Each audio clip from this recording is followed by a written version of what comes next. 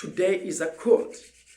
Hoje está frio cá em Manica. Isso, aliás, no distrito, na província de Manica, mas sim, incluindo no distrito de Chimoio, né? Xanito Carletos Bizek, este é meu nome, estudante do segundo ano de Engenharia Florestal, no Instituto Superior Politécnico de Manica, nesse caso, é lá onde nós estamos a ter este ensino. Hoje estarei aqui a resumir um tema de extrema importância também, né, quando estaremos a falar do módulo de exploração e colheita florestal. Engenheiro Mavaringana, este é o meu engenheiro, meu docente.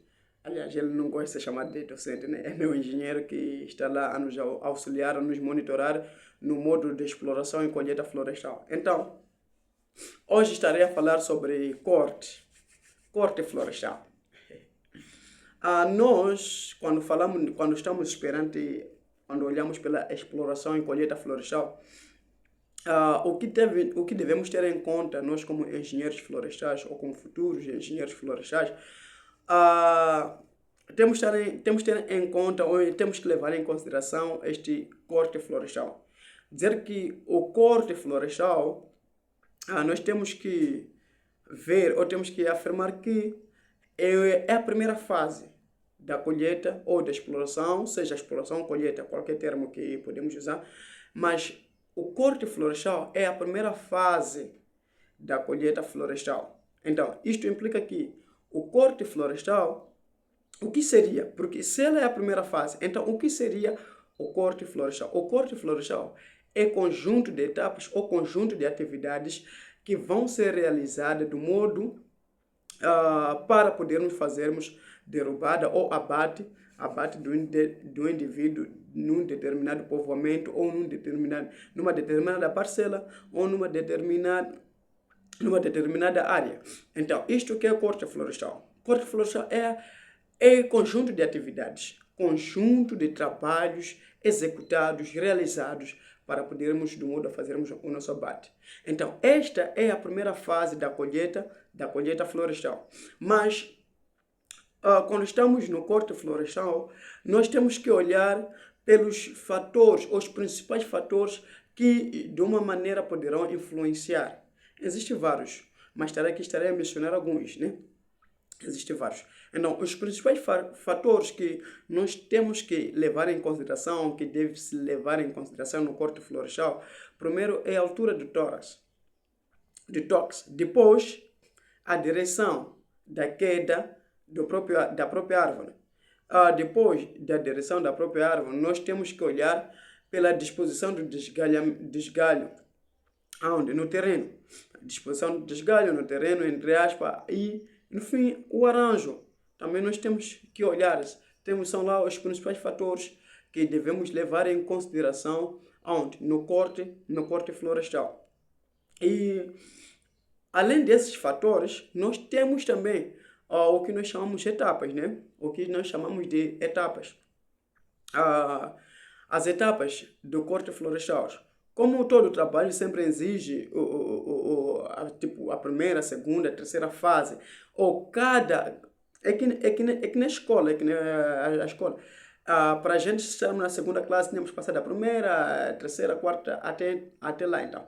Então, existem etapas de corte florestais, que no corte nós temos lá, nas etapas temos lá o derrubado ou abate do indivíduo, e temos lá o desgalhamento, temos lá tompamentos, temos lá medição, temos lá o arranjo da madeira.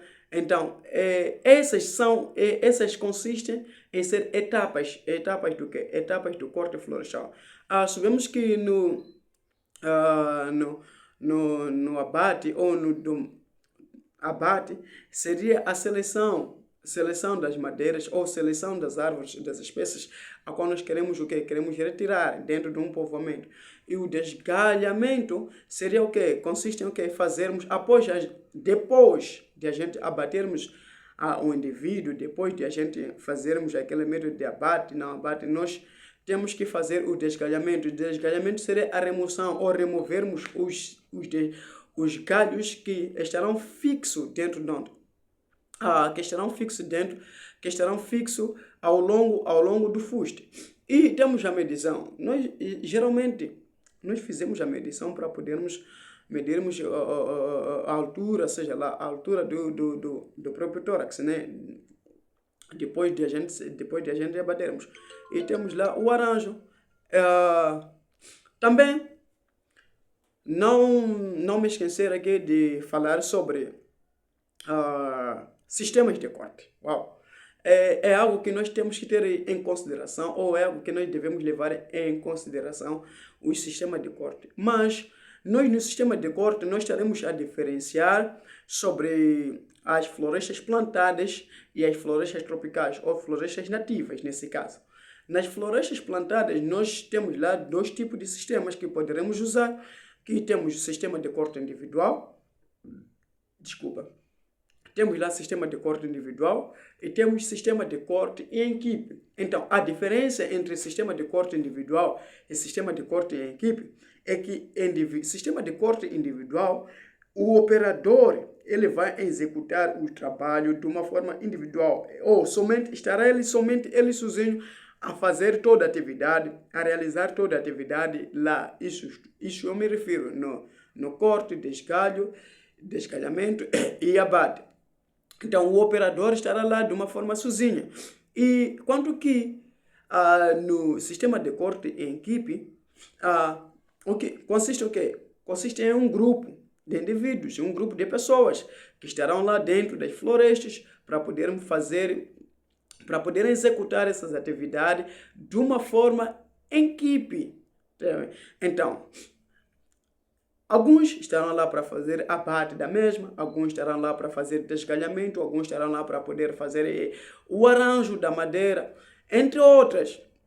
Então, a grande diferença é que o sistema de corte individual ela é muito mais lenta relacionado ao sistema de corte em equipe. Por quê? Porque no sistema de corte individual, o indivíduo estará lá sozinho, o operador estará lá sozinho, enquanto que em equipe, o operador estará lá com várias pessoas. E, então, nas florestas tropicais ou nas florestas nativas, nós podemos colocar como sendo um sistema de corte em equipe. Por quê? Porque estará lá composto por duas pessoas, onde uma pessoa estará lá como ajudante e a outra pessoa estará lá como o próprio operador, cujo o trabalho da pessoa que estará lá como ajudante estará lá a fazer limpeza da área, o carregamento do material e identificação das espécies, do indivíduo, da árvore nesse caso, quanto que o operador estará lá somente para poder fazer o que chamamos de abate e todas as outras atividades. E existem principais fatores que devem ser considerados quando estamos dentro das florestas plantadas, dentro das florestas nativas, neste caso, florestas tropicais, que temos lá os fatores obrigatoriamente que nós devemos olhar, que temos lá a demarcação da área, identificação da árvore ou das espécies a ser abatidas, limpeza da área, instalações do local, do abrigo que estará lá, né? Uma das coisas que não deve se fazer constantemente ou repetidamente é carregamento de combustível.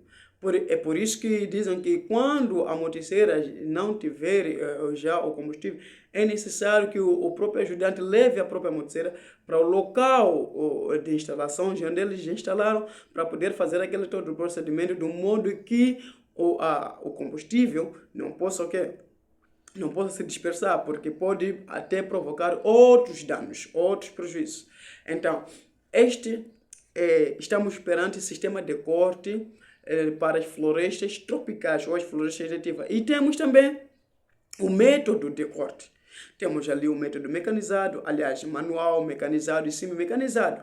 Geralmente nos métodos manuais, manual, geralmente lá utiliza-se mais força física do homem, onde o homem vai gastar muita energia. Por quê? porque os instrumentos usados lá, temos lá o machado, o sarote, entre outras. Então, e apesar que não tem muitos custos, mas ela tem muitos prejuízos, ela traz muitos prejuízos. Então, temos lá também o método semi-mecanizado. Já neste método semi-mecanizado usa-se lá muito mais a motosserra, usa-se lá os instrumentos capacitados ou com potencial meio elevado, apesar que exige um bocado de força humana, né? Porque pegando a motosserra exige um bocado de força, imagem, enfim. Então lá é tudo um pouco mais mecanizado. E por fim nós temos o método mecanizado, que este método é o mais usado atualmente, né? Atualmente os setores florestais, os locais, eles utilizam mais o método mecanizado, porque envolve lá grandes máquinas, que todas as atividades realizadas lá envolvem máquinas, onde existem máquinas apropriadas para corte, máquina apropriada para desramo, máquina apropriada para... Então, é todas as coisas utilizadas via máquina, somente com a máquina. Então, é basicamente somente esta é a primeira parte deste vídeo, né? Deste resumo que Caio estava a fazer. Thanks, teacher Mavaras. Yeah, so it's a good idea about it. So like, how can I speaking? So yeah, mas obrigado, teacher, obrigado. Muito obrigado mesmo por tudo. For anything. Então, obrigado.